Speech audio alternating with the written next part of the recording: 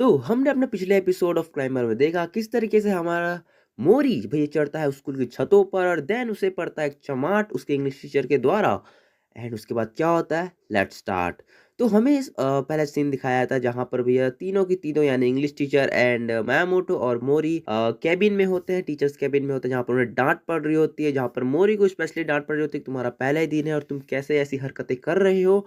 And then उसके बाद मैमोटो को दो तीन बत्ती सुनाई जाती है कि भैया तुम्हारे कारण ही लगता है ये लड़का ऐसा कर रहा है। और साथ ही साथ उनके इंग्लिश टीचर को भी सुनाया जाता है, इनका नाम है उनिशी सेंसे। अब इंग्लिश टीचर को क्यों सुनाया जा रहा था तो मैं आपको बताना चाहूंगा, जो इनके इंग्लिश टीचर है वो स्पेशली एक क्लाइंबर रह चुके हैं, ठीक है। और जो उनिशी सेंसे हैं और जो हमारा मैमोटो, ये दोनों पार्टनर्स हैं इन क्लाइंबिंग। जब ये क्लाइंबिंग करते हैं तो पार्टनर्स होते हैं, क्योंकि क्लाइंबिंग में क्या होता है, एक रोप पकड़ने वाला भी होना चाहिए, दैट्स द रीजन। फिर सभी सभी बुढ़े बुढ़े टीचर लोग इन्हें सुनाते हैं तीनों को और बोलते हैं अगली बार ऐसा नहीं होना चाहिए। और तीनों के तीनों अपना सर झुकाकर जी सर हम आपसे माफी मांगते हैं और हम चलते हैं। फिर जब ये तीनों तीनों कैबिन से बाहर आते हैं तो भैया यहाँ पर हमारा निसेंस से कहते हैं हाँ फाइनली यार, फाइनली मैं भी ये सारे सिचुएशन नहीं संभाल पाता हूँ। फिर हमारा मोरी पूछता है कि भैया ये कौन है। देन मैमोटो बताता है कि भैया ये एक प्रोफेशनली मतलब एक क्लाइंबर है एंड ये भी यहाँ के स्टूडेंट रह चुके हैं, बट अब यहाँ की अभी टीचर है। तभी वो निशे से कहते हैं कि भैया अब तुम मुझे सान बोलना बंद करो, मैं तुम्हारा टीचर हूँ मैमोटो को। फिर वो दोनों को बाहर लेकर, मतलब क्लासरूम से बाहर, स्कूल के बाहर, आई मीन ग्राउंड में लेकर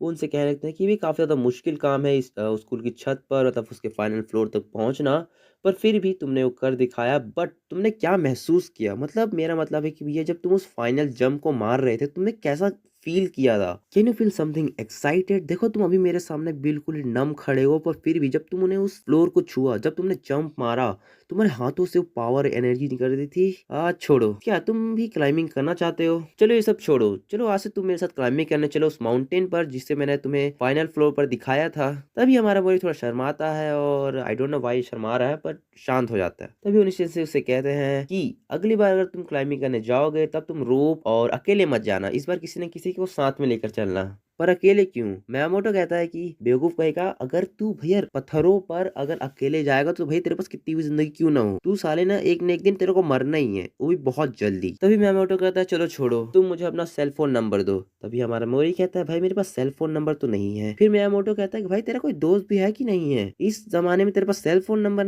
नहीं है। तभी मोरी भैया बहुत ज्यादा एटीट्यूड में कहता है कि देखो मुझे इन सब में कोई दिलचस्पी नहीं है, मैं यहाँ से जा रहा हूँ। तभी मैमोटो बोलता है रुको। तभी उन्हीं से कहता है कि भाई उसे जाने दो, वो जहाँ जा रहा है। तभी हमें मैमोटो का सीन दिखाया जाता है जहाँ पर मोरी ने पहली बार भी स्कूल पर क्लाइंबिंग करना शुरू किया था, वहीं पर वो आकर छत को देख रहा होता है और पता नहीं उसे क्या होता है कि भाई वो अपने टूल्स निकालने लगता है क्लाइंबिंग के। बट पता नहीं कहीं से वहां पर एक लड़की आती है और उससे कहती है कि अगर तुमने छत पर चढ़ने की कोशिश की तो तुम्हें उस स्कूल से निकाल दिया जाएगा। तभी मैमोटो उस लड़की को कहता है तुम अपना काम करो यूमी, मैं सिर्फ यहाँ पर शैडो क्लाइंबिंग कर रहा हूँ। तभी वो यूमी करके लड़की उसे कहती है मोरिकू ने तो इसे एक ही बार में कर दिया था और तुम्हें देखो। तभी भैया मैमोटो गुस्सा होता है और उससे कहता है मैं तुम्हारा रेप कर दूंगा, तुम कहाँ जा रही हो। फिर लड़की उसे गाली देती है कि तुम ठरकी कही के तुम कभी कुछ नहीं कर पाओगी। इसी बीच में सीन चेंज होता है और हमें मोरी दिखाया जाता है उसी माउंटेन के सामने, और उस माउंटेन को बहुत गौर से देख रहा होता है। बट थोड़ी देर बाद वो उस पर क्लाइंबिंग करने की कोशिश करता है, बट भाई उसे बहुत ज्यादा मुश्किल हो रही होती है क्योंकि भैया रॉक्स थी और रॉक्स के कारण भी उसके हाथों में उतना ज्यादा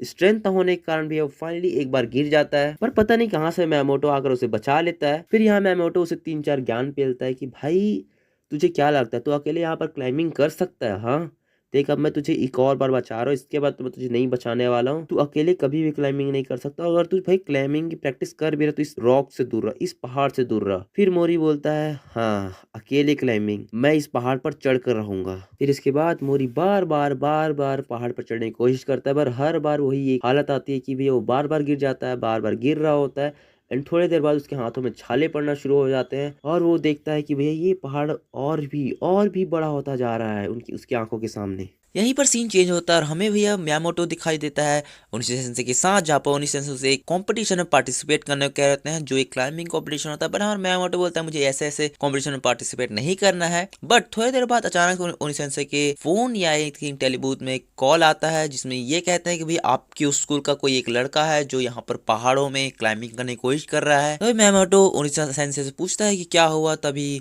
उनिशी सेंसे से कहते हैं कि मेरा कोई एक स्टूडेंट है जो भैया यहाँ पर ताकतोरी माउंटेन पर क्लाइंबिंग कर रहा है। तो तभी मैमोटो कहता है कि नहीं वही इंसान, आई मीन वो मोरी की बात कर रहा होता है।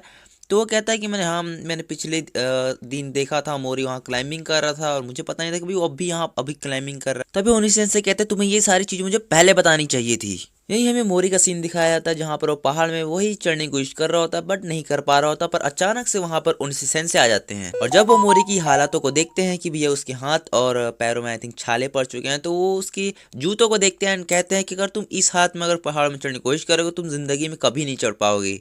तो कहता है कि तुम मेरे पीछे पीछे आओ, मैं तुम्हें बताता हूँ तुम कैसे इन पहाड़ों में चढ़ सकते हो। तभी ओनिसन से उसे एक शॉप में लेकर जाते हैं जहाँ पर बहुत सारे क्लाइंबिंग और बहुत सारे स्पोर्ट्स के सामान होते हैं और शॉपकीपर उससे कहता है कि भैया कैसे ओनिसन से ऐसे। तभी ओनिसन से कहते हैं कि मेरा एक स्टूडेंट जैसे क्लाइंबिंग करना है उसके लिए एक जूते चाहिए। देन शॉपकीपर कहता है कि तुम्हारा साइज क्या है बच्चे, लेट्स सी तुम्हारे पैरों का साइज क्या हो सकता है। तुम अभी 26.5 के हो शायद, है ना? नहीं नहीं नहीं नहीं, तुम्हारे पैरों का साइज से लगता तुम 25.5 के हो। हाँ। देन मोरी उन शूज़ के प्राइसेस को देखता है जो भैया बहुत ज़्यादा होते हैं। फिर वो कहता है कि भैया ऐसे शूज़ लेने का क्या ही मतलब हो सकता है। फिर उसके बाद वो शॉपकीपर कहता है तुम इसे फ्री में ट्राई कर सकते हो। फिर वहाँ पर भैया एक दीवार होती है जहाँ पर आई डोंट नो भैया क्लाइंबिंग टाइप की चीज़ें होती है आई थिंक उस वॉल के ऊपर।